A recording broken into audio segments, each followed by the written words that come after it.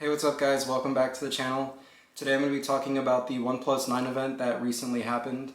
And for those that don't know, OnePlus is a smartphone company. They've been out for a few years and it's fairly new. They've always been known as a flagship killer brand, so they usually have high-end specs for a budget price.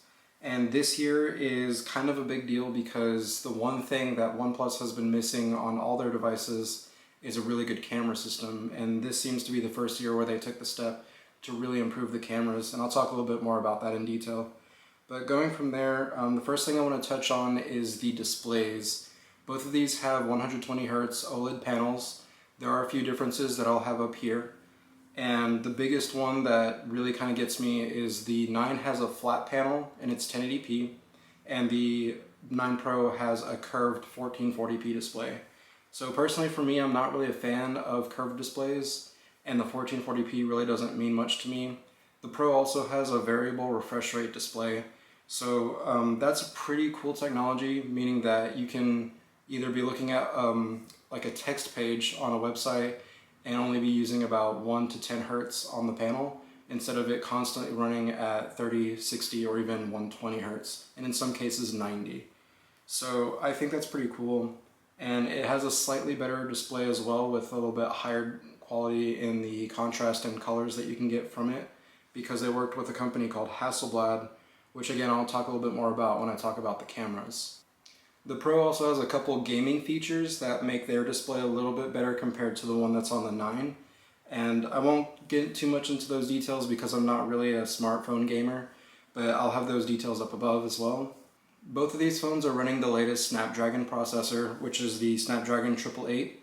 And both of them have a 4500 milliamp hour battery. Both can charge at 65 watts via wired charging, and for wireless charging, the Pro can do 50 watts and the regular can do 15 watts. Other than that, for the Pro you get 12 gigs of RAM and 256 gigs of storage, and for the regular one you get 8 gigs of RAM with 128 gigs of storage. So the big news that came from this event was the camera systems that are on these devices. And they partnered with a brand called Hasselblad, which is very well known for making high quality cameras. They even had some ambassadors show off what you can do with the camera quality or the cameras of these smartphones.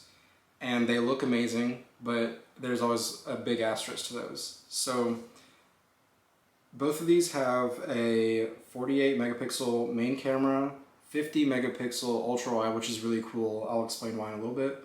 The Pro has a telephoto 3.3 times zoom, the regular does not, and both of them have a monochrome sensor as well.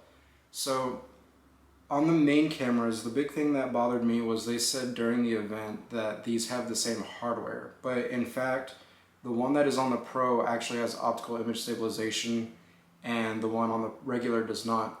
Now they are basically the same hardware, that is correct, but it just kind of bothered me that they said they're the same when one is missing the image stabilization. And what's cool about the ultra-wide lens is they have a special freeform lens in there that can actually get rid of that fisheye effect that you usually get when using an ultra-wide. So OnePlus seems to have finally created the phone that I would consider switching away from my iPhone as far as going over to Android side, and I'm very interested to check it out. I'm going to try to get my hands on one maybe and see if I can review it.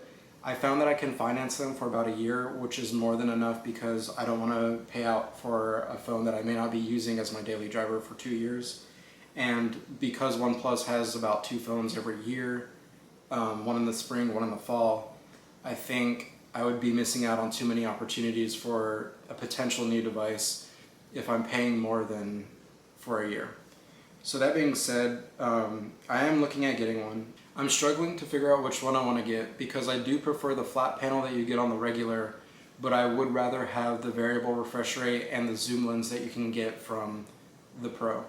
So between those two things, I've really had to kind of sit back and think, is the extra $340 worth getting those two things that matter to me more than getting a flat panel display with a lower resolution, which in turn probably means better battery life. So those are the issues that I'm running into right now. Thank you guys for watching. Please like and subscribe to this video. Down below I'll have links to the OnePlus event, the OnePlus website, my personal website, and my social media handles. and I have a couple more projects working on. I still need to finish up my PS5 review and testing, and also I have a new setup that's in the works that I'm going to be showcasing very soon once that's all completed and set up properly. And I also have like 3 more projects that I have lined up. So there are many videos coming, and I hope to get those done pretty soon. So like always, thank you for watching. I appreciate the support, and I'll catch you guys in the next one.